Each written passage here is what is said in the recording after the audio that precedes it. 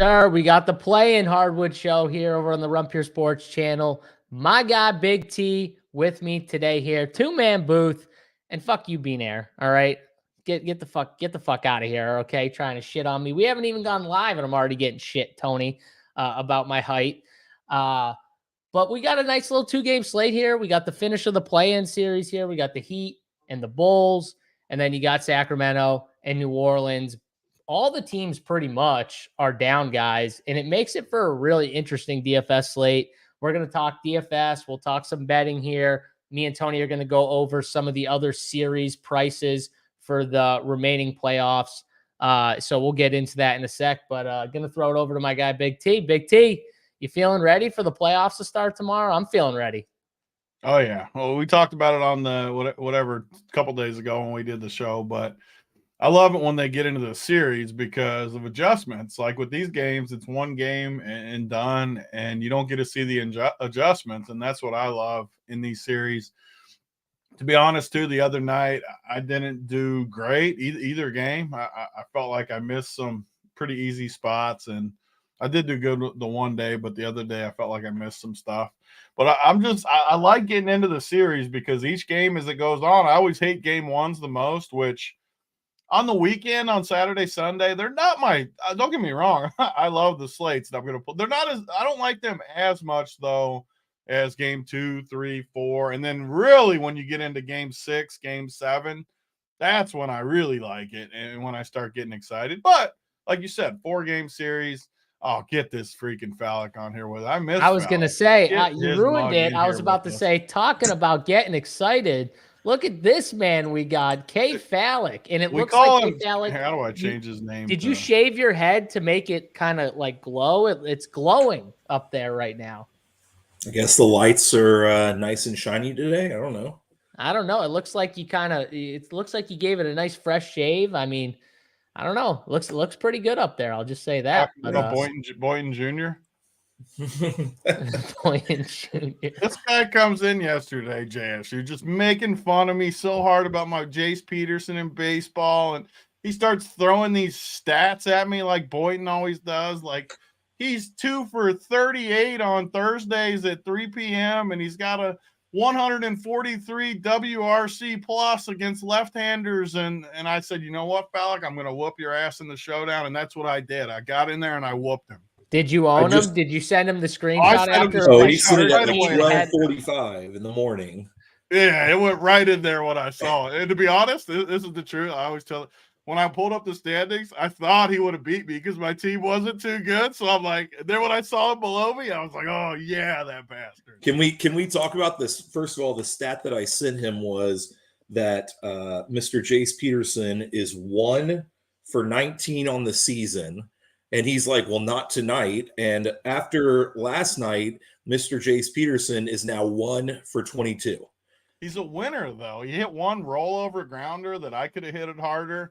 It's about winning, though. He adds culture to the team. He adds heart, and he gets you to the winner's circle. That's what he does. No one rides their guys harder than Big T, and Big T will blow up anyone, even Jace Peterson. I don't care what stats are. He doesn't give a shit. When they're his guys, he will ride with them until they literally fall off a cliff. That's all I got to say.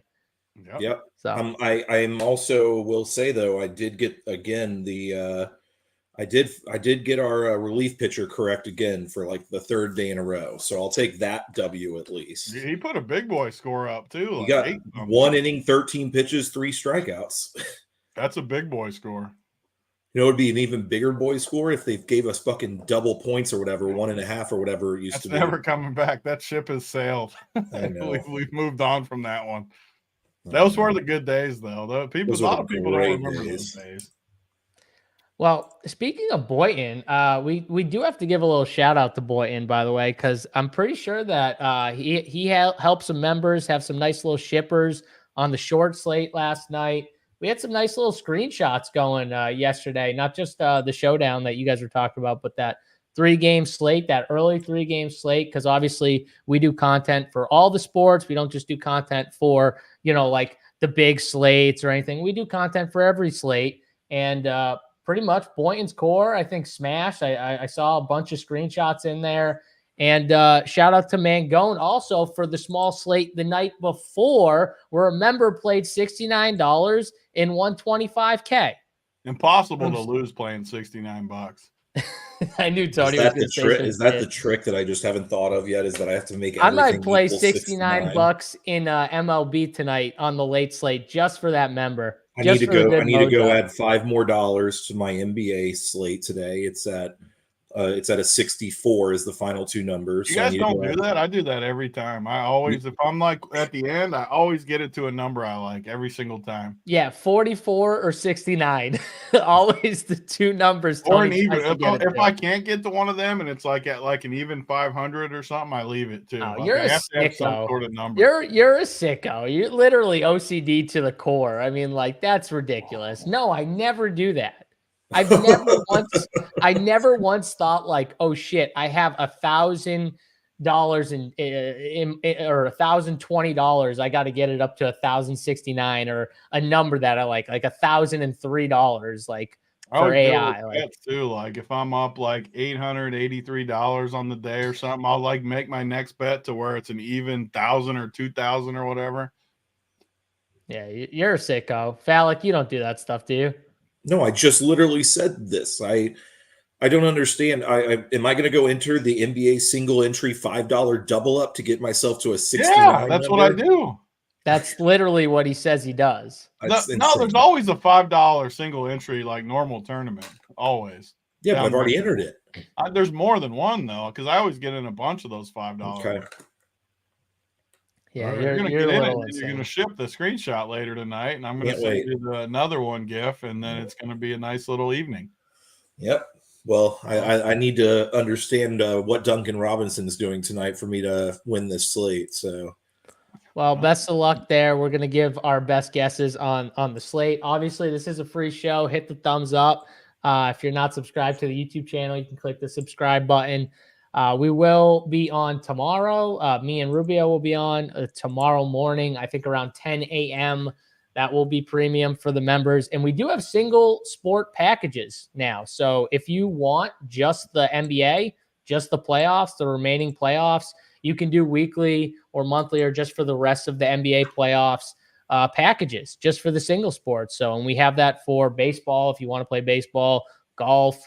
So we got it up on the Run Pure Sports. So if you're just looking for playoff hoops content and that's it, you don't want anything else, you can go over there and check out the single sport package that we have over at Run Pure Sports for the old hoops. So, all right, boys, let's get into, before we get into the two gamer, let's talk about some of these prices for, the series that we're going to see starting tomorrow. And I know we don't know these two obviously with the 1 and the 8, but we know they're playing one of two teams, so we can throw some takes in there obviously. But let's start here. And Tony, I want to start with the East just because I feel like it's the easier side to talk about. The West is, I think there's going to be more disagreements and in more ways that it could kind of shift. But let's start with the East here, and we'll start with, I guess, the Knicks going up against the Sixers pretty much, right? So Knicks and Sixers, what do you see in that series? And do you like a side in that series? Yeah, I mean, I don't see how I still don't understand how the Sixers are favored in the series. Minus 115 right now on DraftKings. Embiid looks clearly injured. I mean, he even said himself on the last thing, 70-80%, which who knows what that means, but he looks like that, and he falls on the floor so much naturally. He looks terrible, honestly. By the way, did anyone see the free throw where he took it and then fell on the floor as he was shooting the free throw? Did anyone see that? Yeah, I did not. Acting like he was going to fall over the line. He was leaning it in and fell on the ground. Oh, it happened. It definitely happened. I just don't. I truly just do not understand the number. It makes me a little worried, honestly, about the Knicks because the Knicks look super easy to me, and I'm taking the Knicks. I feel like the Knicks should be like minus 200 though, and they're a dog. So that's very weird to me. But I'm taking the Knicks. I feel that way prepared about to a be lot. I wrong, feel like but I I'm feel taking that way them. about a lot of series, to be honest. There's a Me lot too, of which is I'm kind of worried about it. like I hate to even say it, but like the Denver Nuggets at minus 310 is just too high to like I think Denver's going to win? Yes, probably, but 310 just feels too high. I think it should be like I think it should be equal to or a little above Cleveland, which is minus 180 is what I'm saying. Yeah, I mean, I can't bet against Denver, but I get what you're They saying. beat That them it 8 does. straight games. Why would they not be a 300 favorite? So I think it's just a different Including situation. sweeping them last year. I just think it's a different situation with the Lakers right now. Everybody's healthy. Everybody's playing well. So I love how K Falik just decides to skip over the Knicks and no, talk I'm just about Denver. I literally just brought it up as like I think that the Knicks makes absolutely no sense. I will be taking the Knicks. Same here. I don't understand the Sixers. I mean, Embiid is 75%. He's also not conditioned for NBA for playing 30 plus minutes in an NBA game. Like every single other play, he's hunched over, like exhausted, winded. It's not just about his knee not feeling great. He is not conditioned right to be playing in a series. Like over a series, he's going to get exhausted. I don't think it's going to be like building up. I think it's going to get worse because I do think he's still injured on top of the fact that he's not conditioned. So, and that was what the coach said was his biggest worry was his conditioning. And it clearly showed in that game. He couldn't even find ways to get the ball against the zone. They were just doing simple things out there and he couldn't even catch the ball half the time they were in that zone. Like it was embarrassing. Like if Jokic team played Jokic with that zone, he would have destroyed them. And that's like the difference between Jokic and Embiid right there. If you watch that game, I don't care if he's injured or not. If you watch that game against Embiid and you say, what's the difference between Jokic and Embiid? Well, right there's the difference. Jokic would have destroyed that zone and the team would have switched back instantly because Jokic would have killed them. Embiid couldn't do anything. He couldn't figure it out. He needed Nick Batum to save them in the second half. That's how bad it got. But yeah, for series, I'm going the Knicks. I think that's an easy winner. I do think the NBA did do Philadelphia a favor. At least they literally put the 3 days in between games 2 and games 5 or whatever. So Philadelphia will be home for a week plus and have 3 days in between games.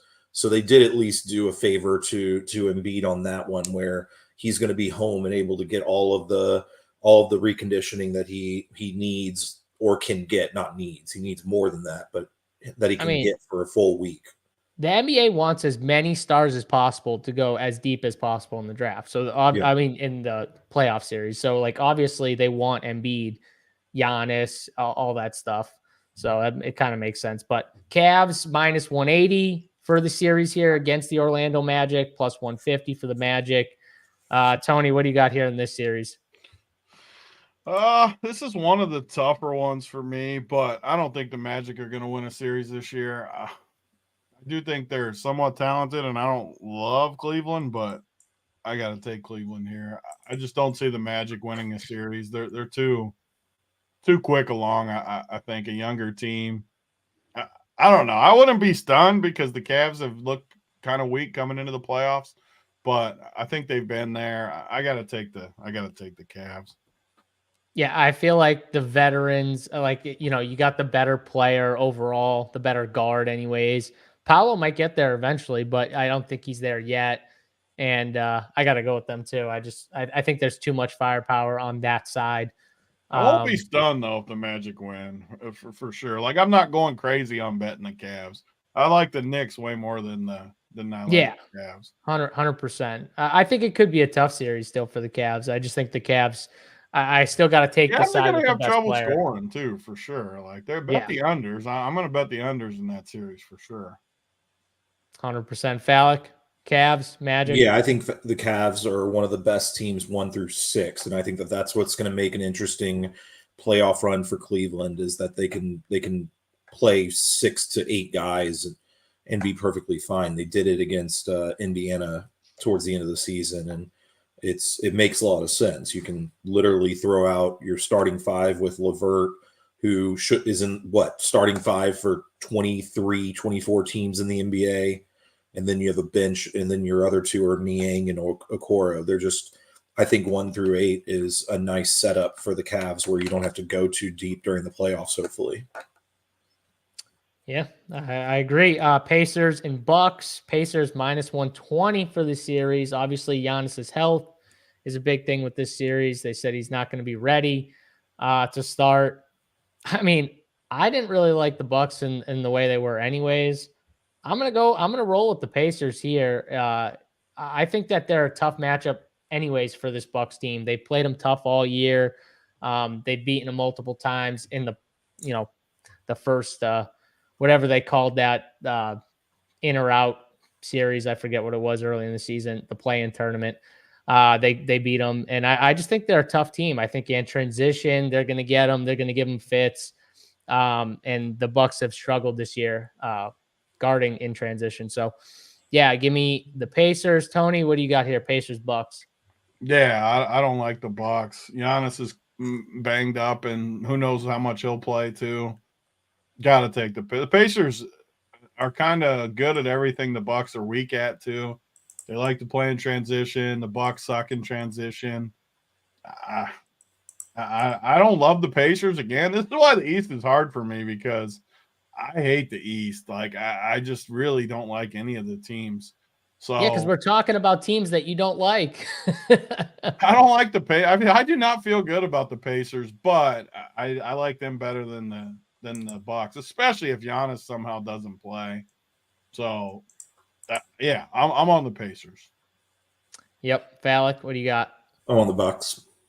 I think the Bucks are going to possibly backdoor into the Eastern Conference Finals due to the fact that they get Indiana, who is not a very strong team when you think about like depth wise and stuff like that. They're a deep team, but they don't have the players to make all of the things work, I don't think. And then you got the Knicks and 76ers is who they're playing, which both of those teams are missing their they're missing their best player. Their best player is not at 100%. So I think the Bucks still have the talent to make it work. Middleton with Dame time and Portis should be enough to get through Indiana, in my opinion. All right, a little disagreement there. I will say that the next series, obviously, you got the 1 and the 8. Whoever wins this game with Chicago and Miami, you guys, I just don't see any way Chicago beats the Celtics, and Miami without Jimmy, no shot. Like they need Jimmy to beat the Celtics, and yeah, Boston's winning. K-Falik, any disagreement there? Or can we move on? I don't even, the line's not out yet, but I would bet Boston 4-0. Yeah, I agree. Like I would versus the Heat. I think the Heat could still steal a game even without Jimmy, but chance. Spo could coach a winning game, like at home. Boston. I don't think you're going to get close to the money money line you want to get. He's probably just going to lose tonight as we get into tonight's games in a minute. But like with Jimmy out, I could see they're a super tough team. Don't get me wrong, but I could see them packing it in too and being like, you know what, we're not doing it without Jimmy. Let's just shut this puppy down. Y'all are right. I'm sorry. Everybody's giving me shit for saying that the Knicks are without their best player. They do have their best player. OG Anunoby is available to play. So, sorry. Yeah, I will say, and this might be a hot take, but I kind of like the way the Knicks team is constructed without Randall. I think there's way more chemistry with the guys they have right now. I think Randall disrupts that chemistry with Dante and Hart, OG. I honestly like them with Brunson because I think it lets Brunson be the main guy, where Randall honestly disrupts Brunson from being the main guy, whereas those other guys kind of play into him being that guy. So I actually like the Knicks team without Randall. As crazy as that sounds, I know he's really talented. I just think the chemistry is better with this team and like the way they've played. I know Tony won't agree with that, but yeah, I definitely don't agree with that. Yeah, of course you won't. In the playoffs, the more talent you got, the better. Okay. No, I mean, I listen. I'm for talent, but I'm not for taking the ball out of my best player's hands You to give just it to like the the second or third grinders. best player. I mean, we've done too many Yes, shows. and Like those you love grinders Josh win you Hart and games. Yes, those grinders. DiVincenzo. Like Josh Hart isn't a playoff guy. Those grinders win you games In the when they regular season, know they do. when they know who the best player is and will defer to him at all times. Randall will not do that, and like the Knicks aren't winning with Randall. That's my other point. So that they're not winning with Randall. They could win with this team. They're not winning with Randall. He'll ruin it. But whatever. Let's move. West here, the Western Conference. We'll start with Denver because K. Fallick already kind of talked about it and gave his thoughts. Tony, Denver sweeping. I don't think they're sweeping. The Lakers have always worried me with Denver, but you're such a puss. You were worried last year, and they swept them. I worry about the matchups just because I know AD is one of the only people that can give Jokic any kind of problems. But I mean, the Nuggets are too good, and the Lakers are going to have issues too with as the series goes on. AD, who knows how healthy AD will stay? I really think they beat like the Lakers played good last year in that series, and they still swept them. I mean, I got the Nuggets, but would I be stunned if the Lakers made it a series? No. I'll go 4-1 Nugs here. Definitely don't agree with Fallick that it should be like minus 180 though. Yeah, no, I think it should be around what it is for sure. Shout out West Coast Gem. I mean, that's high praise right there. So appreciate you. See that, Tony? Some people appreciate good takes on this show. Okay. I try to give them some outside of you two, trying to muck that shit up here with your shitty ass takes. But K. Fallick, anything else here? Sweep 4-1, 4-2. What do you got? Lakers winning? No, I have the Nuggets winning 4-2 or 4-3, and I think I'm looking at the odds right now, and it's really interesting that you could, you could bet the 4-2, 4-3 finish for plus 425 and plus 340 on DraftKings right now, which makes more sense to me than betting possibly anything else on it. If you're going to make me go heads up on it, I'm going to take the plus 250 though and take my chances versus minus 310. That's all I'm saying is I think that Lakers definitely have a shot to make it into the next round. All right. Let's go to the Timberwolves and the Suns here. Suns minus 135 favorite here for the series. Minnesota plus 115. And Tony, this was like the team last year that everyone forgets this too. So we like to remind people, but everyone loved the Suns last year. Remember, like the Suns were the hot team last year that everyone just wanted to get on and ride. And it didn't work out well for them. I will just say that. Are they going to be the kind of hot team this year that people want to get on and see go on a run here? They're facing the Timberwolves. I know you're not high on the Timberwolves. You were never really high all year on the Timberwolves. What do you think here? Can the Timberwolves give them a series and maybe win? I mean, this might be my favorite one of the whole first round. I mean, the Suns aren't losing to the Timberwolves. They got the veterans. They got the skill. Minnesota's not beating the Suns in a 7-game series. This is once I get all the prices down and we can rank them or whatever, but a decent chance this is my favorite series. No way the Suns played Denver good last year too until it was 2-2, I think, after 4. And I don't remember exactly what happened. I think someone got hurt, like Nurkic. I mean, Nurkic wasn't even there, but I don't remember what happened. But it was closer than people think, and those guys made every shot. They're somewhat healthy too right now. They have better players to me, and they have better players in the playoffs. That's why they're favored, even though Minnesota was a top team all year. I see no way the Suns are losing this series. Yeah, in the playoffs, definitely something I've rode forever is always take the team with the best player, or maybe you could make cases for 1 and 2, but always take the team with the best player. Okay, Fallick, who you got here in this Minnesota series? Yeah, I got the Suns. Suns. Just by the way, easy as that. whoever changed my name, Tony, don't ever do that again. That was like at the beginning. I know. I didn't even notice. You didn't even notice that? He Nope. called you that as he was changing your name. That was so good. But again, let's go back. Let's go back to again the Suns. He highlighted it too. He said it. I Like know, I you missed didn't it. even notice it. I missed it. So the Suns 1-8 again is the big thing. You got 8 players. That's all you need in the playoffs. The Suns should be perfectly fine playing their big 3, the like 40 plus minutes now. And Grayson Allen being as good as he's freaking been all year is just huge. And then Royce O'Neal coming in and he can play 30 minutes easy. And the biggest problem is when you have a true center who can actually like be a good center, like that's going to possibly be their issue. Because I don't think that they want to play Nurkic more than 33 minutes, but I think that the Suns should easily win this series. I mean, that's because I don't think Nurk can handle playing more than like 33 minutes without like going off on a friggin' casket, like being carried off the court. He's a big dude, but they're gonna need him in this series for sure.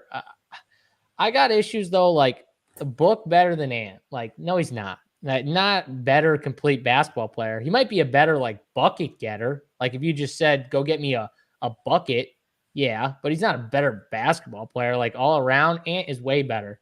And Ant has the ability to be the best player in the world at some point. Book doesn't. Book has the ability to be the best scorer in the world, never the best player in the world. That's the difference between Ant and Booker. Tony, you put your pen in your mouth. Do you have an actual gripe with that take? You love Ant too much. Like. No, say it. Say that Booker. Say that Booker is a better player overall than Anthony Edwards, so I can laugh in this out series, loud. I would definitely rather have Booker than Ant. Oh my God, no. Okay, I could see KD. I'd rather have KD than Ant too. So because he's at least more of a. KD's at least more of a complete basketball player than Booker, but don't give me Booker. I'd rather have Ant like going forward into the future, but in this particular series, I'd rather have Booker and Durant.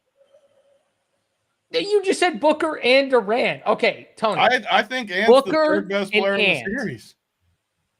Wait, you think Ant's the best player in the series? The third best player in the series. Oh, I thought you said the best player in the series. No. I was like, how does that make sense? How does that track he goes right through now? Too many stretches where he just disappears. For me, like yeah, but he goes through stretches where he literally looks like the best player on the every star planet. does. Booker didn't.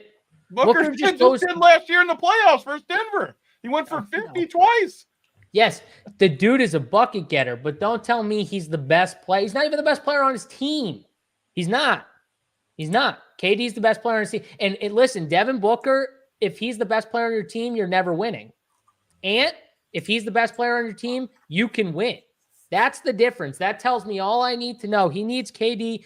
Ant could be the best player on a winning basketball team. That's the difference between those two guys. That's where I couldn't disagree more. Yeah, well, we definitely disagree here. Your boy's going to be going home in the first The round. only thing that I hate about this team is that Rudy Gobert and Cat combo. It's the only thing that I hate about this team in the playoffs. I think that's a tough combo for them to play a Suns team who's got KD and Royce. So it's just that's like your only issue. That's your only thing you don't like about the T-Wolves? That's what I don't like. Yeah, literally what I don't like. You don't like I would add in that Mike Conley's your starting point guard in 2024. Yeah, Mike Conley's serviceable.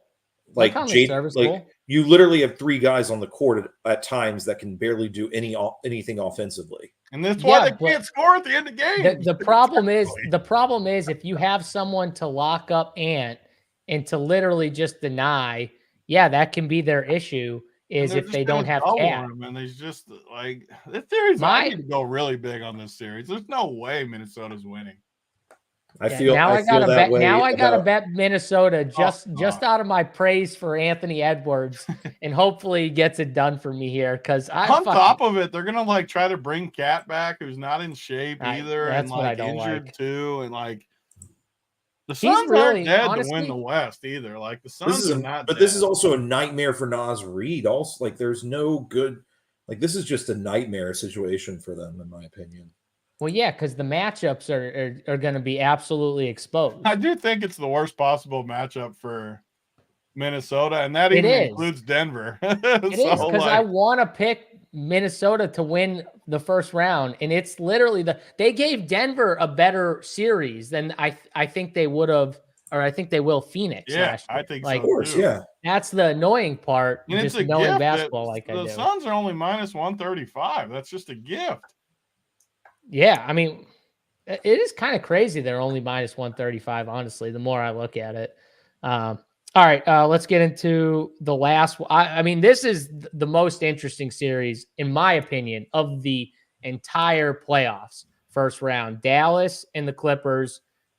Well, do you want to do the Thunder one first so you can feel so we can like? Yeah, sure.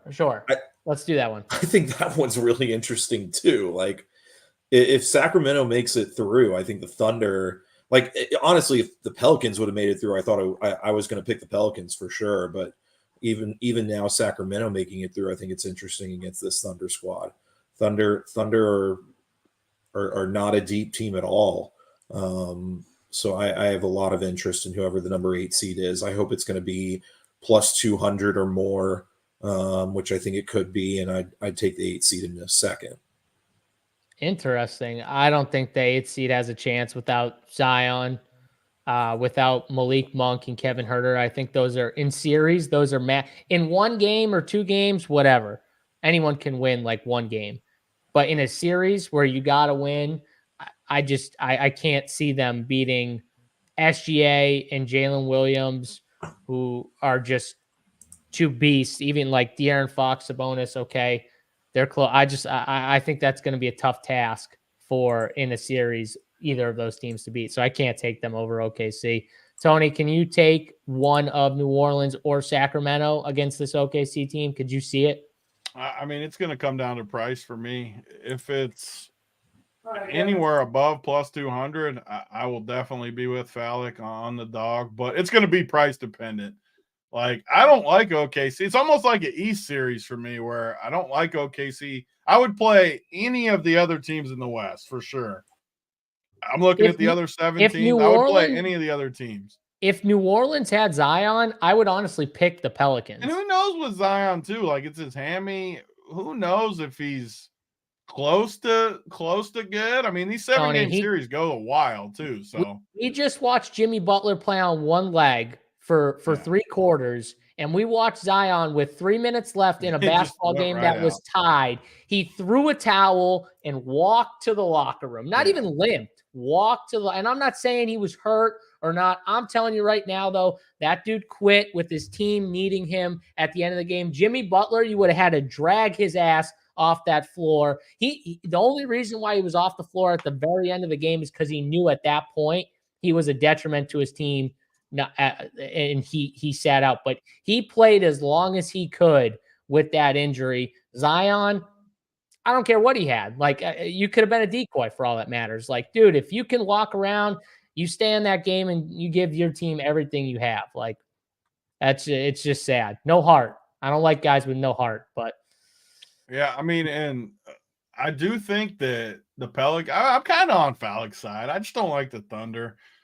I think that one of the things for New Orleans that people will forget too, they just it's all matchups in basketball. They match up horrible against the Lakers. The Lakers just own them.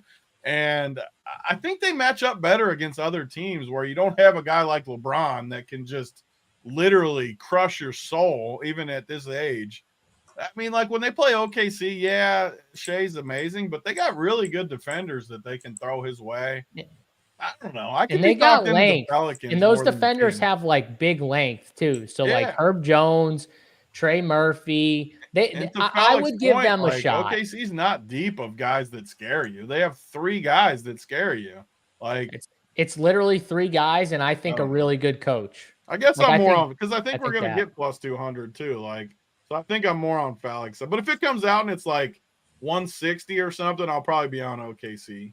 So if you let me throw an idea. A little bit on sprinkling New Orleans, and I won't be on the Kings either, though. Like, no way, I'm on the Kings. I won't be on the Kings. I think the Pelicans are the better. Like, dude, you get teams like at least New Orleans. You know they have grit, like Jose Alvarado and Trey Murphy and Herb Jones, Larry Nance. That's a deep team with not just stars, but like gritty guys that you can put with Ingram and CJ over a series. So yeah, you kind of sold me a little bit.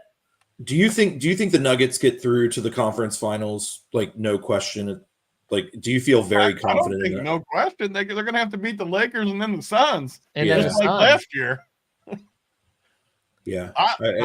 I just think looking they at will. Really I tough. think they will, but I'm with Tony. I don't think it's like an easy. Sure. The West I is agree. a beast. People The West is a underestimate fucking what they beast. did last year. They went through a gritty Minnesota team that matches up with them, and then the Lakers and the Suns that were healthy. And then Miami, they did get really lucky to play Miami. I'll admit that because Miami was weak. But the Suns and the Lakers were way tougher series than people think. And now they got to do it again the next year with I think their starting unit's better, but obviously their bench isn't as good as it was. And would I be stunned? Do I want the Nuggets to win? Absolutely. Would I be stunned if they lost? Absolutely not. The West is tough. All right, well, let's get to the best matchup, in my opinion, of the West of the first round is the matchup we haven't talked about last, which is the Dallas Mavericks and the Clippers, which I do remember somebody saying, and I got laughed at for this, that the Mavericks won the trade deadline and those two moves were going to improve their team more than any other team.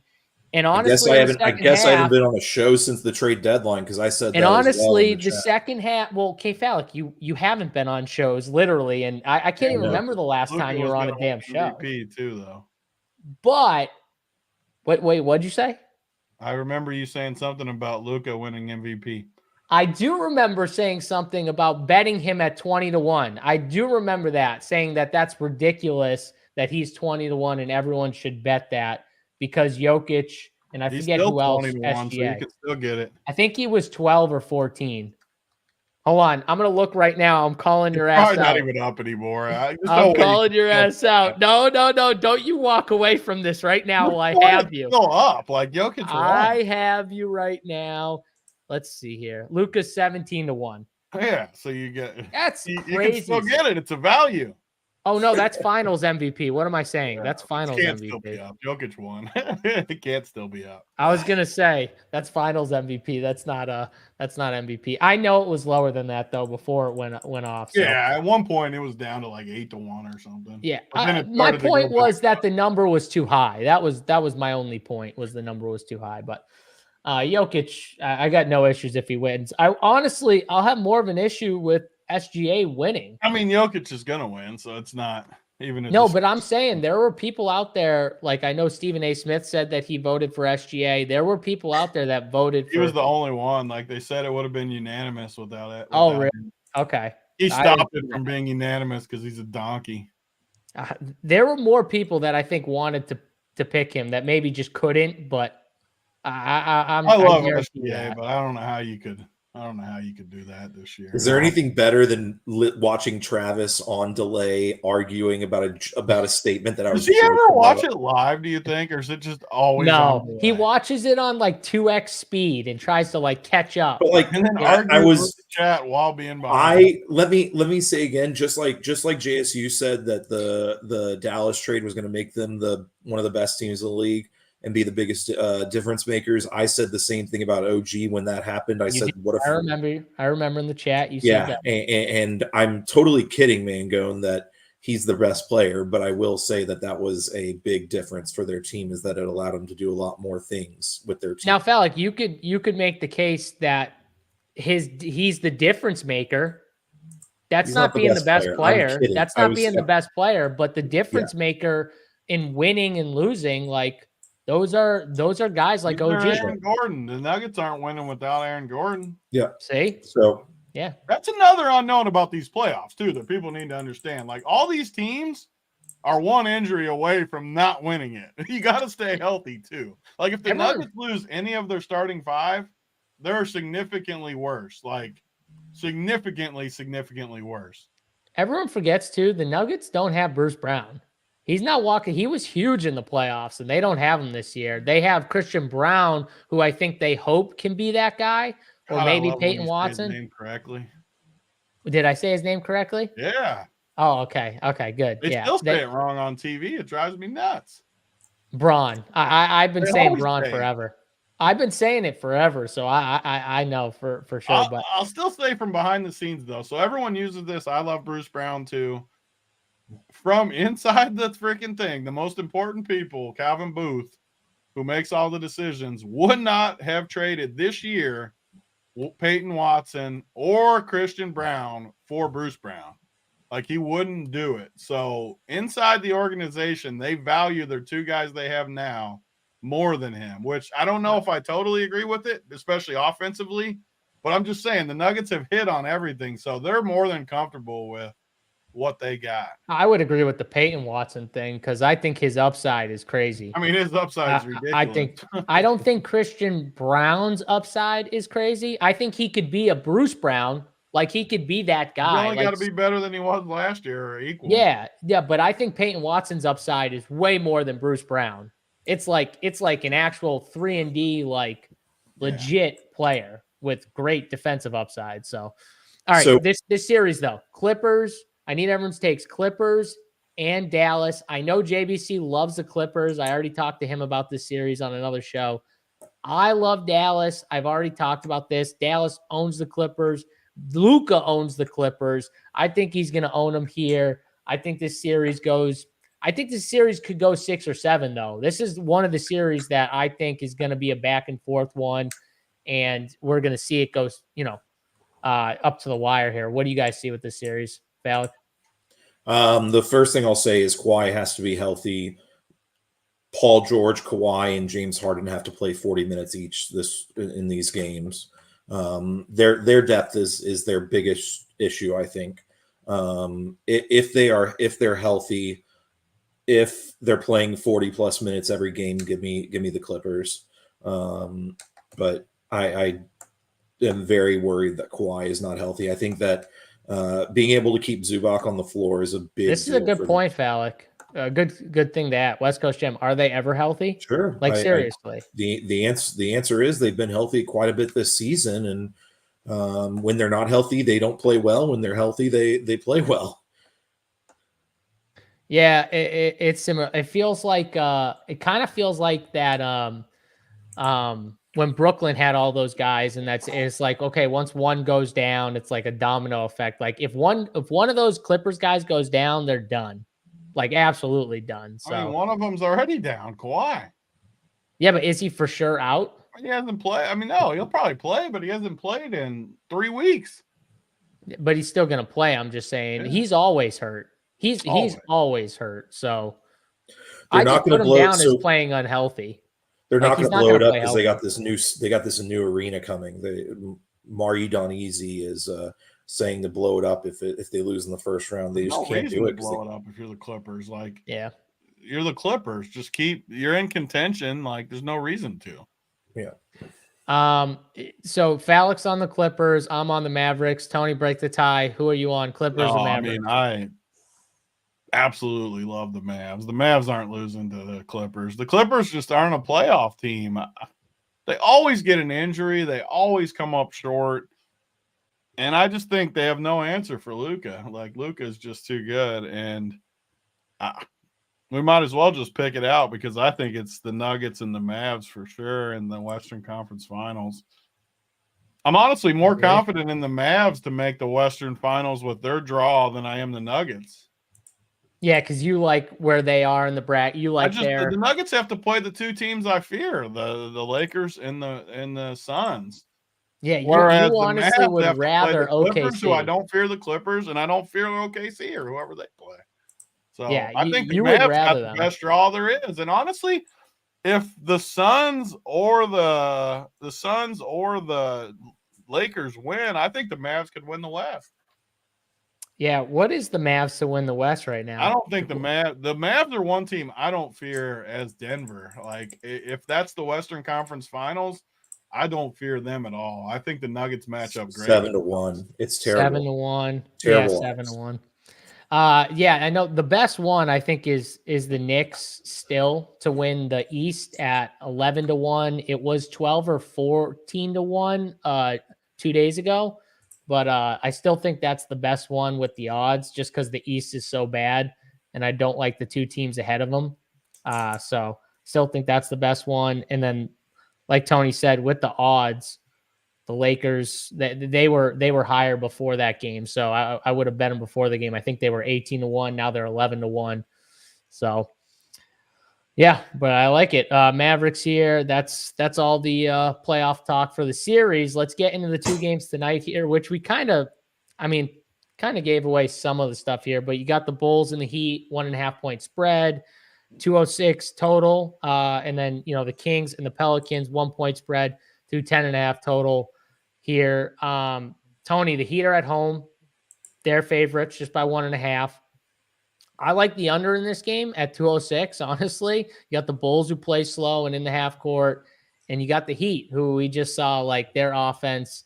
I don't even know where their offense is going to really come from outside of Tyler Hero if Duncan Robinson somehow doesn't play in this spot here. So what do you got for the Heat and the Bulls? Who do you like in this game? Yeah, I like the under for sure with you. As far as the game, man, I don't know. I mean, Jimmy out. I hate both of these teams, like really hate both of them. I don't think either one of them are any good at all. If I got to give a pick, I'll go Miami just because they're playoff tested, Spo. But I have zero. I might not even bet it, is how little conviction I have. And I've bet like almost every one of these games like this.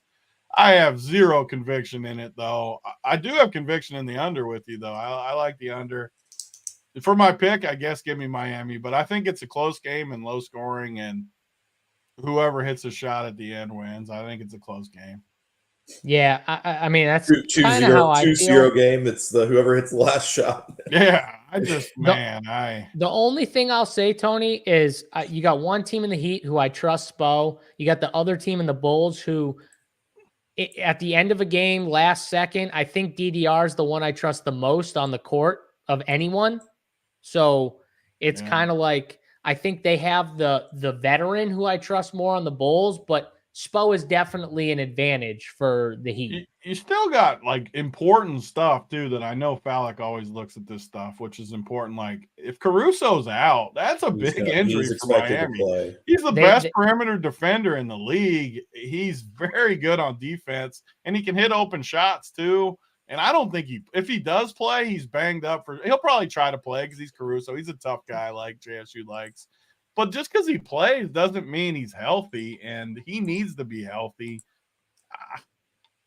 Yeah, he's a dog like Jose Alvarado, bro. He's like Jose Alvarado. They roll their ankle twice in the game and they just get up. Alvarado too. Yeah. But I just mean like they get up. They don't quit. Like you have to carry them off the court. He's just got to be injured. They always say the difference between being hurt and being injured. Like he's just got to be where he can't go. That's the only way he won't go. Yep. Yeah, I think he plays injured. So I think is the answer to that question. Yeah, so, I think he starts in, but does he finish in? Because the other night he didn't finish in either, did he? I can't remember. No, I don't think he came back in a few times and then went back out. I think he probably starts it, but like even to take it to fantasy too, as we're doing it, I mean, you can't even play him at 5,800 because of that. Like he's not going to play enough. Yeah, and I think Io just next to him is a much better play. If I had to pick one of those two, I think Io plays 40 minutes where Caruso, like you said, he's hobbled. We'll see. Fallick, you're the only one that hasn't given a take on this game. Who do you like to win? And do you have a take on like the total? I like Miami to win. Total wise, I don't have a take on it, to be honest, on the total. But when you're talking about DFS wise, I think that the big thing to just remember is minutes are very valuable. And right now you got 3 guys that you can trust with tons of minutes and tons of shots. And it's Tyler Hero, that's DeMar DeRozan, and that's Kobe White. And then you can do whatever the hell you want with this Miami group because you got 4 guys in DeLon Wright, Jovic, Highsmith, and Duncan Robinson that you can kind of just make a decision what you're going to do with them. I think you could easily play the ones that don't start and get them at super low ownership because people are just going to slam in whoever starts, which we believe is Jovic, and then whoever else it is between those 3 guys and Jaime Jaquez. And you kind of just play the 2 that don't start if you want to, and you're going to get them at no ownership. And I think they're just as good at plays because they're just going to play hot hand and see what happens. But I think you hammer away on two of these guys in this price range. You play Tyler Hero and you play the two guys for Chicago, and then the last three spots you play Sacramento or Pelicans, and that's my route, at least at this point. Yeah, so like the Bulls, they're gonna play like 7 guys, pretty much, like actual minutes. They're gonna play like 7 guys. And if you watch like what they did last game, 3 of the guys took just about 20 shots: DeRozan, Vucevic, Kobe White, 19, 21, and 21. And then you had Io at 12, and then everyone else. Like those 3 guys, and then Io are going to be their main 4. Where like I think taking 1 or 2 of them is not a bad way to go, just because they're going to get most of the offensive looks, I think. And then you got Miami, who's a little bit more of an unknown because there's no Jimmy Butler tonight, because Duncan Robinson didn't play, even though he was available last game. Does that happen again tonight? We don't really know. I do think that Highsmith is going to play a lot, because I do think they're going to want him on DDR. So like Jovic to me is a throwaway. I'm not playing Jovic. I think he's a bad play. I don't think he's going to be able to hang defensively, and so he's going to go out. And so the question is kind of, who do they start? Next to Jovic, do they start Jaime Jaquez? Do they start Duncan Robinson? That would be a tell, obviously, that he's good to go. I would actually honestly prefer that, because then I know that he's like definitely playing. The fact that he didn't play, even though he was available, kind of says to me that he was probably more hurt, and they were just like activating him, but only if they absolutely needed him was he going to step on the floor. And obviously he didn't. Kind of tells a lot. So, that's my take on Miami. I think Jaime Jaquez is going to play a ton, whether he starts or not. So I don't really care. I think he's going to fill in like that Jovic role. And I actually like a lot of his props, like the overs. I bet I like him, like this scoring prop. I think he's like 13.5. I like the over. I like his rebounding prop over at 4.5, which is plus money. His 3-point over 1.5 is plus money. I think you got some good props on a guy in Jaime Jaquez who's going to shoot the ball double-digit times. I mean, he did it last game just in 22 minutes when Jimmy Butler was hobbled. So I definitely think he's going to shoot the ball more than 11 times in this game, because I think he's going to play more than 22 minutes again. So, yeah, I really like him. I think the question is Highsmith, Caleb Martin, DeLon Wright, I think could play his way into more minutes again. And he sets up perfectly in this matchup too, because you got a team in Chicago who plays 3 guards. They play smaller a lot. So he kind of fits the role too for this game. So I actually like him for cheap. So yeah, You don't think Patty Mills is going to start, do you? Like, I don't. I don't think they're going to pull him from not playing to starting. I could see them going DeLon Wright more than I could see them going Patty. The good thing, though, we'll have the starting lineup before the slate starts. So, like, we'll be able to react in the Discord and stuff. Another reason to sign up and jump in the Discord, RPS 15, get you 15% off. Get in there. We'll have reactions right when those starting lineups come out. But, Tony, you're eating your pen a lot. What are you thinking with Miami? What do you think that the starting lineup's going to be, and who do you like the most of those guys? Yeah, so against a team like Chicago, like you said, that is going to play a lot of 3 or even 4 type guards, depending on what you. DeRozan's still more of like a guard to me. I think that it's got to be like a DeLon Wright type. I wouldn't be stunned though if Patty Mills starts. Kind of in the past when Jimmy sat, we always wondered if, I think Patty started a few of those and DeLon came off the bench. I think DeLon is a way better play either way, though. So it's almost a gift if they start Patty. If he starts, though, I mean, I'll definitely play him some. I think he sucks, but he's also 3,500, and I have no problem spending up for stuff by punting one guy. So I don't know what I think about that, but I think Jaime Jaquez is a great play. I think DeLon Wright might be the easiest play of the whole slate. Obviously, if he starts, everyone's going to play him. I mean, he'll be a massively owned, but still, I think he's just a free square at that price point. Highsmith is a little more expensive, but I like him. I mean, K-Love's going to be better in the playoffs. I think he's playable. And then, like Felix said, I mean, Tyler Hero is going to shoot the ball so many times with this lineup. They don't have – and Caleb Martin, too. So you got to look at where the scoring is going to come from. Bam's not really a scorer. Jovic, obviously, he probably won't even play that much. DeLon Wright's not a scorer. Highsmith's not a scorer. So where do the points come from? Hero, Jaime Jaquez, Caleb Martin, Kevin Love off the bench a little bit as a scorer. I mean, you got to find scoring somewhere. So I like these guys, especially Tyler Hero, who doesn't project like incredibly. I think he's going to have a monster game tonight, Tyler Hero, with kind of what Felix said there. You just always got to find scoring in these games. And like some of these, like I love DeLon Wright. He's not a scorer, though. Bam's a great play tonight. He's not a scorer. So, I mean, points have to come from somewhere. The problem is Miami doesn't have scorers unless they're named Tyler Hero, Duncan Robinson, or Jaime Jaquez. Even Caleb Martin, like, yeah, he'd be fourth. He's not a scorer, though. Like, he's not like a go get a bucket getter. Like, that's not his game even. Like, he would just be fourth on this team because this team lost a lot of their scorers. They don't have that. Buckets on your Celtics last year in the playoffs. He did. You want to talk about someone who was great in the playoffs. He was one of the best in the playoffs, literally last year. Like, but I'm just saying. The Heat are really good plays, though. Just because, so in the next game, New Orleans plays slow pace. That game's going to be tough. The easiest matchup of the night, just straight fantasy-wise, is against Chicago. Obviously, they play no D.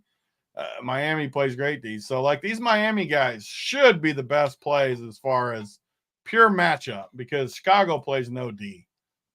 Yeah, the one thing I'm going to do is lean more with the defensive guys for Spo. I think Spo is going to lean defense, which means DeLon Wright, Highsmith, Caleb, like defense over offense in crucial situations, meaning like they're going to finish that way.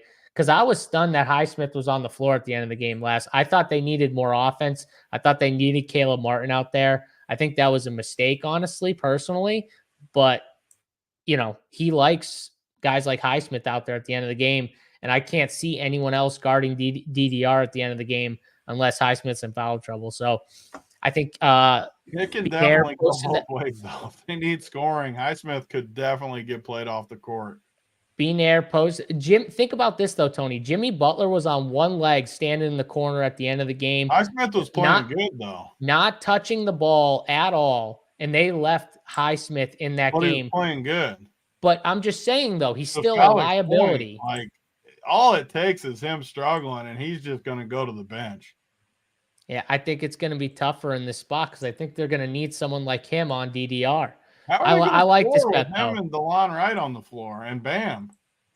I like this bet. Over 11.5 points, rebounds, and assists. I think that's a really, really good bet, even though Tony says this often, and I'm surprised he hasn't said it yet.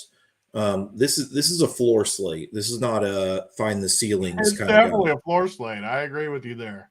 So like people are going to be upset when they don't see 6 or 7x from these guys like we're used to seeing in some of these games, and I'm not sure that that's something you can expect in this slate at all. Even with these guys out, like even with Zion out, like the problem is that I think that the Pelicans are going to go 8 deep very clearly. Like they're going to, and by 8 deep I mean like 20 minutes for 8 guys, and that's going to make it tough. Yeah, but a lot of those guys' price tags, it's going to be okay to. Well, I don't think they're friendly price tags personally. I don't think they're friendly either. Joe Val's 4.9, Jose Alvarado. You enjoy playing Joe Val. Larry Nance is 4.8. You don't think any of them can outdo those price tags? Because those are the guys you're talking about playing 20 minutes. Dyson Daniels, I wouldn't play Dyson Daniels, but he's 4.1. Like Herb Jones is going to play 35 to 40. Trey Murphy's going to play 35, I think, maybe 40. BI is definitely going to play more than 25 today. He was just awful. Correct. Those are the boys. And Those are CJ's the going to play more.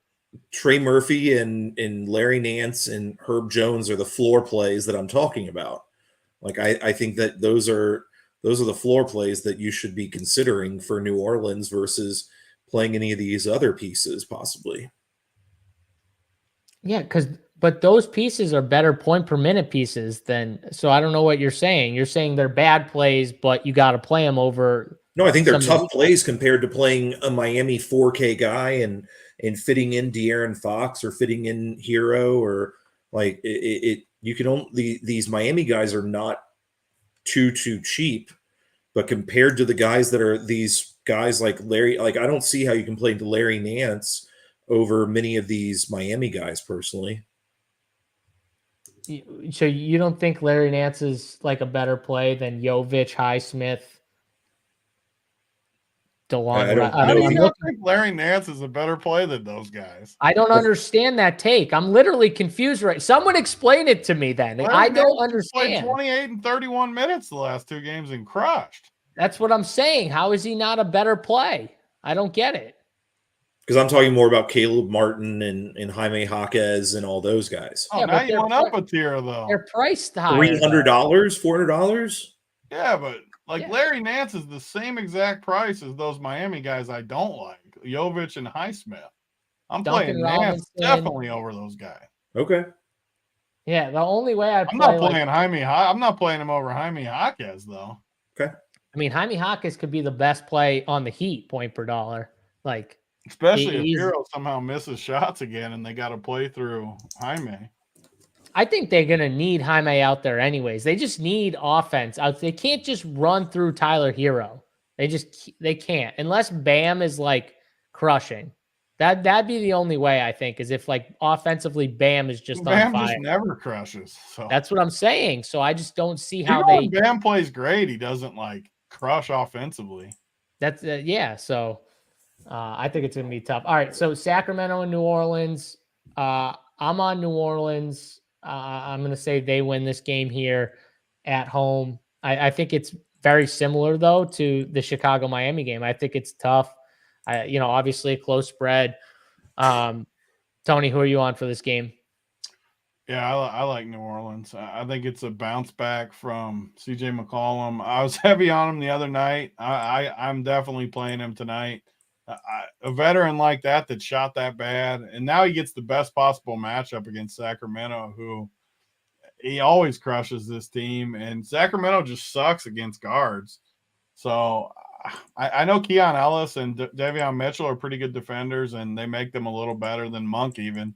That's one area they're better is on defense without Monk, but overall they're not as good, obviously, because Monk can score. But those guys are better on D, which also leads to, like Falik said, where it's a floor slate because these games are going to play slow pace, and I like both unders, actually. So they're both low totals, too. I wouldn't be shocked if neither game cracks 200 today. That's how must-win game to get into the playoffs, slower teams, decent defenses. I just don't see a ton. I mean, I like New Orleans, and I like these plays, too. You have guys that are just cheap. I don't love Joval, but he's played Sacramento good. And, I mean, he just played 33 minutes against Sacramento on the 11th, 32 points. I like Nance more than him just because I think he doesn't get played off the court as much. But all these prices to me, besides BI, I don't think BI's price looks very good, especially when they just flat out sat him at the end of that game. His legs weren't right. But Murphy, McCollum, Herb, Nance, Alvarado. I mean, I put Alvarado in that same with DeLon Wright, where Alvarado's going to be on that court. He played 25 minutes the other night, and he was even hurt a little bit. I wouldn't be shocked if Alvarado gets 30 minutes tonight with the situation they're in. And they're going to play a little smaller versus Sacramento.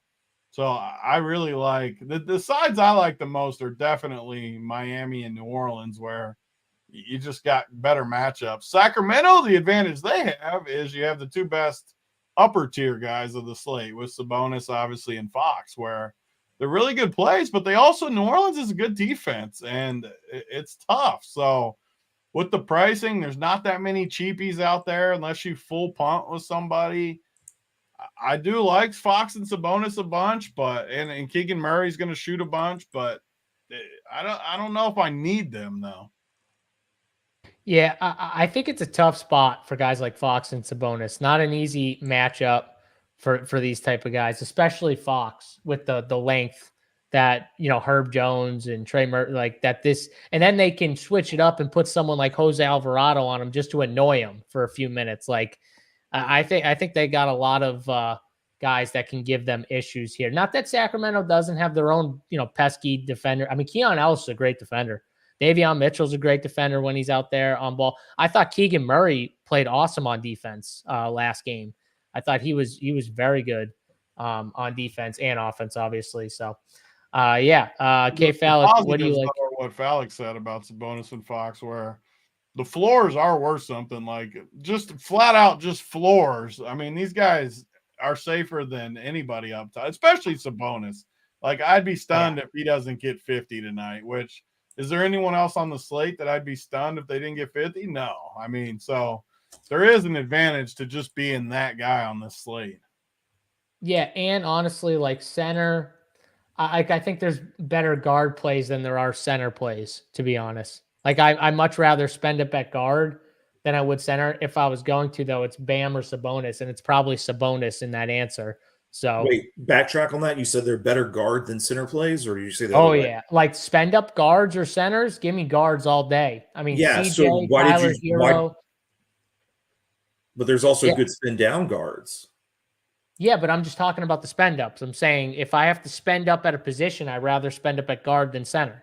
Like the only spin down centers I'm seeing are Trey Lyles and then Larry Nance Jr. And I don't feel good about Trey Lyles, but like. He's 37. Larry Nance and Joe Val are your centers right there. Yeah. Those are my Kevin centers. Love's definitely a spin down too. I guess you could say. The only thing I will say about Kevin Love is unless he plays minutes next to Bam, his 17 minutes, that's not exactly what it would be. That's his ceiling, and that was based off of Bam getting in 2 fouls in the first 5 minutes. Bam played until the 7-minute mark of the first quarter and got into that foul trouble. He left and pretty much didn't come back into like the 4 or 5 minute mark of the second quarter, and then left at the 1 minute mark or 50-second mark for the last like minute or 50 seconds. So like those minutes would be. He played those minutes though. He got 30 plus fantasy points, 18 minutes. Yeah. Oh no, he can give you 30 in 18 minutes for sure. I'm just saying, even if he gets like 24 on this slate, it's enormous. My point is Bam doesn't play 31 minutes unless he's in foul trouble this game. He plays closer to 40, which means Kevin Love plays closer to 10. That was my whole take. So Kevin Love can find his way into 15 minutes. You think they play together? Is that what you said? I think they'll play something. I think they need Kevin Love's offense. I don't see how Miami's going to score. Like they have to score somewhere. It's probably something too, Tony, where like in game, if they're struggling to score, they're just going to change things up. And that's where your guys are 1,000,000% right. If they're scoring easy, Love's not going to play. But the minute they go 4 or 5 minutes without a field goal, he's going to look at the bench and be like, we got to find scoring. And Duncan Robinson's not healthy. You just go down this list. There's no scoring. Yeah. Yeah, 100%. If Duncan Robinson doesn't start, they're definitely in big trouble. I don't think he plays. They didn't use him. Like their season was basically on the line. They knew if they win the other night, they didn't have to play Boston. He didn't play. Like, how can he possibly? He can't be. I think it means he's for sure hurt too. I agree. Even if he goes, I don't think he I don't see how you could play him. Even if he somehow started. He's not going to start, though. There's no way he starts. I don't think he will. But if he was healthy, he would be the starter. He would have played the other night. I mean, he would have played. Changed that much in 2 days. Like, yeah. K. Falik, do you want to give like your favorite plays from this game and who you like to win? I have no confidence on the winner. Going to be very honest with you. And it's a 1-point spread with injured teams and trying to figure out what the hell to do. I think betting on this game is not the greatest decision. I think you can bet on it live and make a decision based off of the live betting is so good. It's such a good point from Falik. Like both these games tonight, Wait till one of these teams goes down 10 and bet the other team. It's that easy for me. And I will say Sacramento is notoriously known for getting up on teams early and then losing that lead. So it's I think the best live betting spot is probably game 2 when Sacramento gets up early, because Sacramento will try and push the pace. Tony was talking about playing slow, but that they want to push the ball. They did it against, they're going to try and push the pace. And you could see like them get up early. I could easily see them get up early. So I like that take from Fallick. So my three favorite plays, like no question on this game, are Keegan Murray, Sabonis, and CJ McCollum. Like those are my 3 guys. I think you can also it's just making the decision of, and I'd throw this out to y'all, and I'm very interested in your thoughts on it. Do you want Keon Ellis or do you want Larry Nance Jr.? Like that's the question of the night is who do you want between guys like that? Is what's going to be the difference maker. And personally, I'm going to go with Keon Ellis. He just played 39 minutes. Yeah, I mean, I think Keon Ellis plays 39 minutes again. But he also got 6 stocks, but like that made up 12 of his 39 points.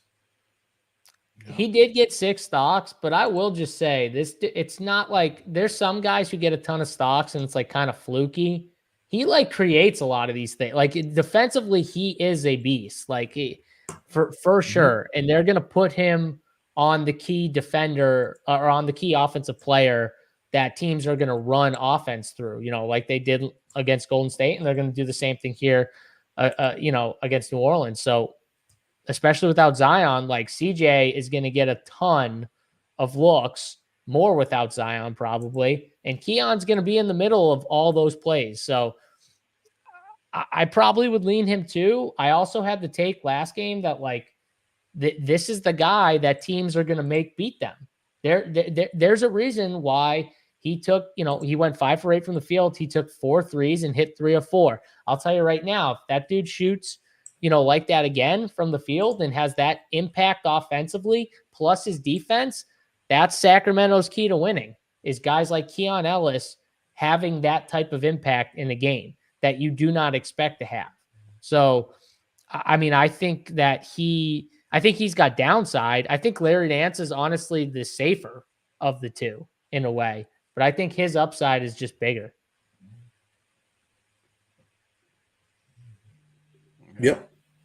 Fallick, anything else here? Or are you done with the No, I listen, it's a good game. It's interesting. New Orleans is a very interesting team, but again, I'm going to go with a lot of if I'm choosing between like the Herb Joneses and Caleb Martins, it's going to be tough for me to play Herb Jones over Caleb Martin in this situation. So, and the same thing with Jaime Jaquez. Like I'm going to struggle playing anybody but the Miami guy going against the Chicago team, more confident in their minutes and stuff like that. So the guys that I'm looking at are just is Murray, Sabonis, Highsmith, and Larry Nance Jr. Like I understand the Alvarado play, but like I'm probably not going to get there. I'm probably just going to eat the chalk with DeLon Wright and play that. But again, I'm playing floors on this slate. I think Keegan Murray is probably one of the best plays on the slate if he's going to shoot 20 times again or 15 to 20 times again and play 40 plus minutes. So the only other guy that's interesting, it would be Trey Lyles. As I said, if you don't like the center position, you can play $3,700 Trey Lyles and hope he has one of those days where he gets 20 to plus minutes and goes off for 27 points or something like that. And you're able to pay up for all the guards that you want to, because that will, by playing Trey Lyles, you're going to be able to play De'Aaron Fox, McCollum, Tyler Hero, Kobe White, those kind of guys. You can play all 4 of them if you want to. Yeah. So my favorite play, I don't even know if you guys have actually talked about him in this game, but I think Trey Murphy's the best play from New Orleans, just overall. I think he's the best play. I think everyone, BI didn't look right. I don't think that's going to fully change in one day. He might look a little better, but he just didn't look right to me. I think he needs just more time. There's obviously rust. And they went away from him at the end of the game, which is telling. Like, they could easily do that again here. If he still looks rusty and a little off or not conditioned right. And I think Trey Murphy's upside is just as big as anybody that New Orleans has. Like, this dude could drop 50 actual fantasy points in this spot with no Zion. And I think he's going to play close to 40 minutes. And I think he's the one that I'm going to be way over on. I love Trey here, Trey Murphy in this spot. 6,300 too, which I think is priced up enough where like people are going to think about it a little bit, pause, because you got Keegan Murray below him. You got Herb Jones, Caleb Martin, Jaime Jaquez all below him. And those guys are all good plays. I just think that Trey Murphy's upside is right with Keegan Murray, and they're only $400 difference, but I think Keegan Murray is going to be, very popular. Like, I really like Trey Murphy here, and he's probably my favorite play on New Orleans. So yeah, I'll be over on him. Anyone else here in this game that we want to touch on? I think we kind of hit most of it here. So Tony, why don't you give final thoughts here, and then we'll go into our plays of the day before we get out of here. Yeah, just doing what I always do and kind of processing it as we go through the show.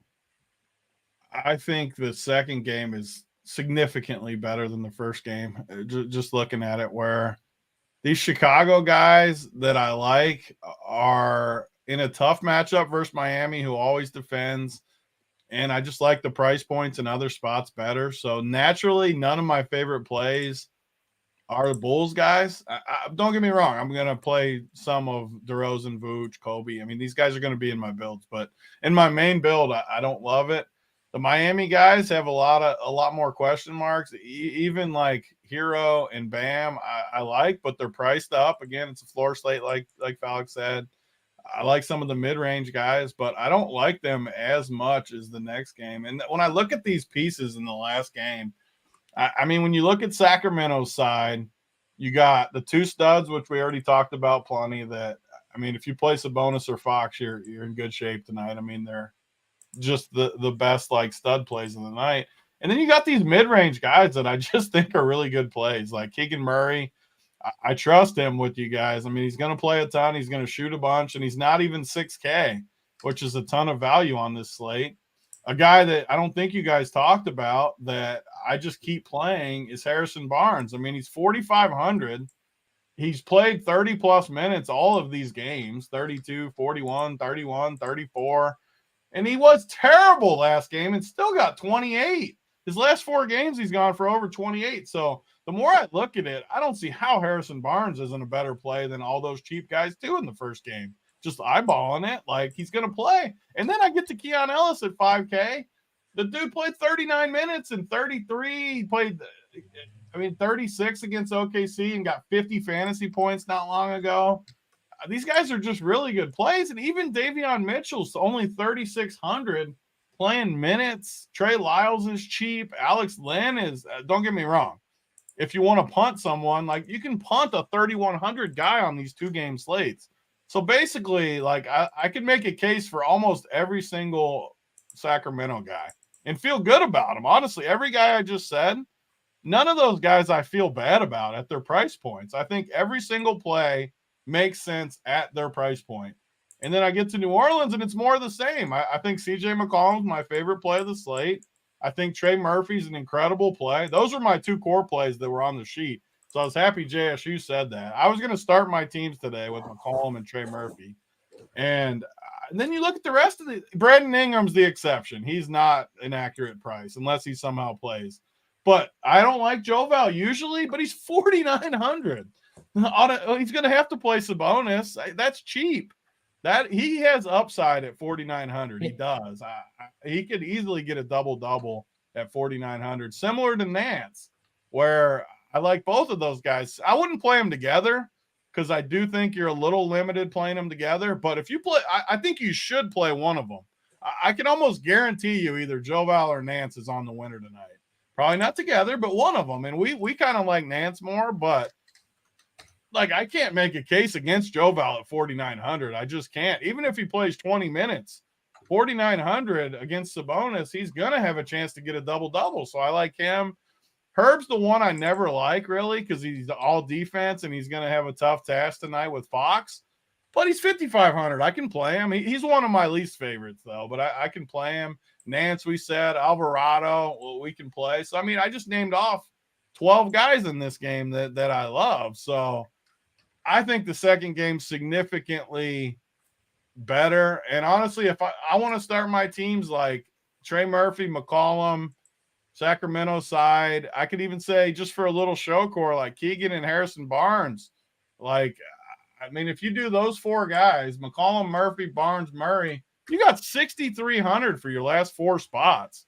That is all kinds of flexibility, and that's where I want to live tonight. So I feel very good after you guys talking it through, us talking it through a little bit.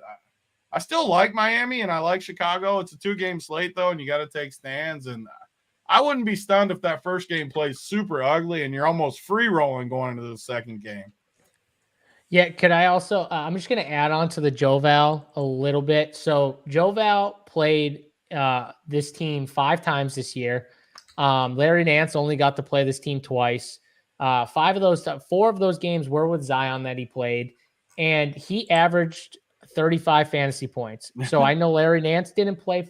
He averaged 26 minutes and 35 fantasy points. And I know Larry Nance didn't play for some of those games that he was in, but I'm going to make the case here, and you saw it with AD.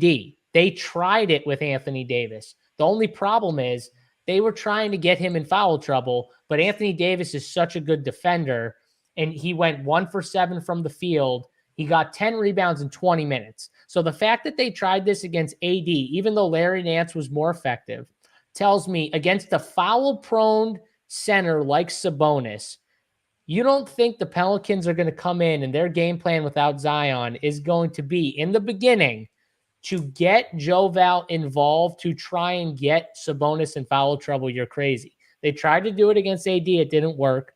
But I think they're going to do that in the beginning. And what if he doesn't go 1 for 7, Tony, and he actually makes a few shots early and he's rolling early and he gets you 8 or 10 boards?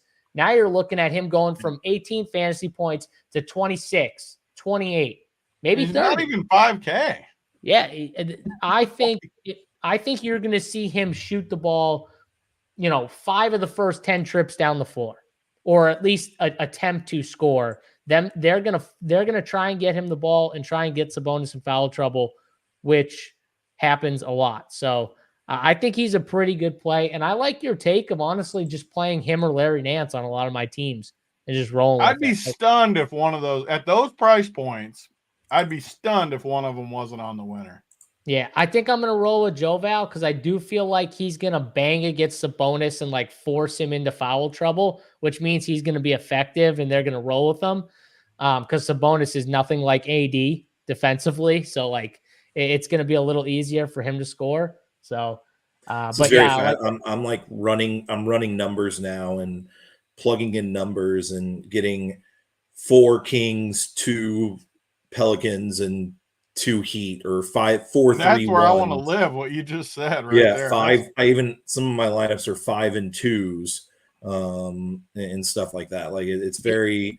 It feels like Chicago's the worst spot which is so funny because they're the most condensed offense in the entire thing. And they have really good price. I mean, DeRozan's only 8,400. Vooch is cheap. Kobe White's cheap. Their guard. I've come to the conclusion that Io's the best play on their team. Yeah, I think DDR, Kobe White, and Io are the 3 guys that I'll leave in my pool. I just don't think I'm going to get a ton of them. You know what I mean? Where it feels like with a condensed team like this, you would think just jam them, right? That's the feeling that they have. But you got a lot of condensed teams, honestly. So, with people out. So that's got to be the difference. All right, let's do plays of the day, and we got to get out of here. We got the MLB show. The more I got to play 150 tonight. I wasn't going to do it, but I think this slate's so good for a 2-gamer. It's a really good 2-game slate, really good. And the showdown slate tonight, they got 50K up for showdown. Yeah. So we're gonna have some good slates for winners tonight, Tony. I'm feeling good about it.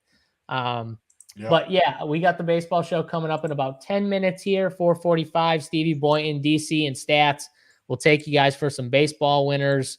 We'll have this show tomorrow. It will be premium. Me and Rubio will be on tomorrow at 10 a.m. Eastern time for some hoops takes. We'll have a nice 4-game slate to talk about. So if you want to sign up, use code RPS15, get you 15% off. And you can use that for a weekly, monthly. And like I said, we got single sports now. So you can get the single sport NBA if you just want NBA. And yeah, it just got me 6 to midnight, like the JSU Joval call is JVC just posted 8 picks for PFL tonight. We got a little PFL action. Oh baby, Tony, there's no DraftKings do some PFL on the non-UFC weeks. Because they got a partnership. I don't know. Maybe I don't know what that. It's just slow sports night. Probably. A little. I know there's baseball and different things, but I wouldn't mind betting some fights tonight. I'm definitely going to be betting some fights. Now, I'll be in the MMA Discord while PFL's going on. It starts at 7, so I'll be betting some fights. JSU versus Rubio's a rivalry. Oh, we like to shit talk each other. You know, people like it when we shit talk each other. You played them in socks. Can't be a rivalry if you play someone in socks. I mean, the man's a soccer player, Tony. What do you expect? He's not just make fun of the fact that he has a bed with the smallest pillow behind his screen and just move on with your life. He still lives with his parents. Leave him alone, Nope. Get a bigger pillow. Just get a bigger pillow. I'm not like the bed is one thing, but like the size of that damn pillow is the size of my pillow my 7-year-old still sleeps on because he likes a light pillow under him. Well, see, there you go. If you want the best rivalry at RPS, I didn't know that was the best one, but if you want that, JSU versus Rubio, it'll be tomorrow for the members only rivalry, JSU versus Heights. No, that's my favorite right there. That's definitely Alec versus normal takes. How about that?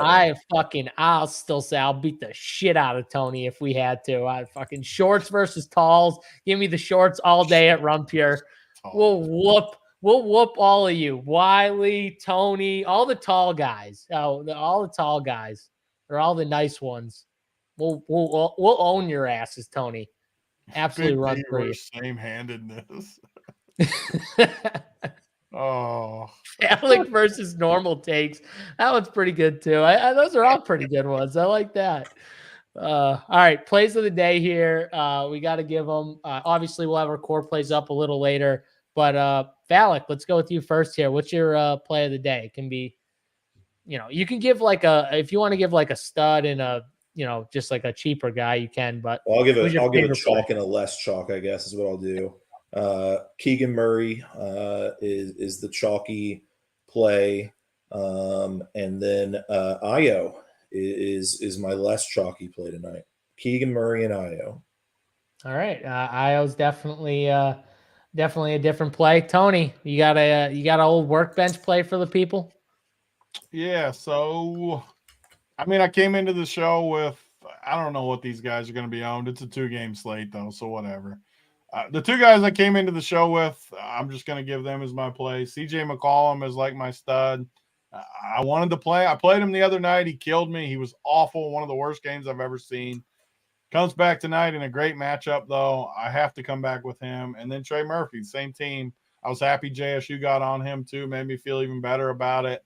Those are my 2 guys coming into the show, and they're still my 2 guys. And I like Falix guys, too, where I don't mind mixing in one Bulls guy to just get a little bit of a difference maker in there because I do think on a 2-game slate, there's a lot to be said for having at least one guy from all 4 teams just to totally space things out a little bit. And I like the IO call, but my 2 favorite plays for sure are McCollum and Murphy. I have no choice. Boynton versus Sobriety. JT for the USSR. Then we got Wiley versus full office shots. These are some good ones right here, being there. This was a real fight for about a night, but that was the most awkward night in now they're RPS friends. history. Now they're friends, so you get the turn. That's not even a real battle anymore. That All right, was Tony. a night for the record books, though. Tony took my play, so I'm going to go a different route, and I'll go with just to give a different play here. Purple, Landa. Everyone saw Larry Nance True. Fair have and the true. big game. I'm going to go with Joval as my play. I think they're going to try and There you wear. go. Get on the Oh, Joe wow. Val. I might just have to lock Joe Val in now. It's like I think they're going to try and wear Sabonis down off defensively, which is something you should do when you got someone who's so dominant offensively but struggles a little bit defensively with fouls. You have to force them into action constantly, and that's Joval. Joval's going to get the ball, and we know what he's going to do. He's going to face him up, and then he's going to turn around. He's going to back his ass right down, 2-3 dribbles, and go up strong and try and pick up fouls. And I think that could result in a nice little Joval game. Even if he only plays like 22 minutes, honestly, at that price tag, that's all you need. 22 minutes, and maybe he plays a little bit more if he's really effective. So, yeah, give me Joval at 4.9 as the play of the day. And I think we have some good takes on this slate. I think we're gonna have a shipper in the Run Pure Sports Discord. I hope you guys enjoyed the almost 2 hours of NBA talk. And we'll be back tomorrow, 10 a.m. Eastern for the premium members. Use code RPS15, get you 15% off. With that, for K Falik and Big T, I'm JSU. We'll see you guys tomorrow. We're out. Peace.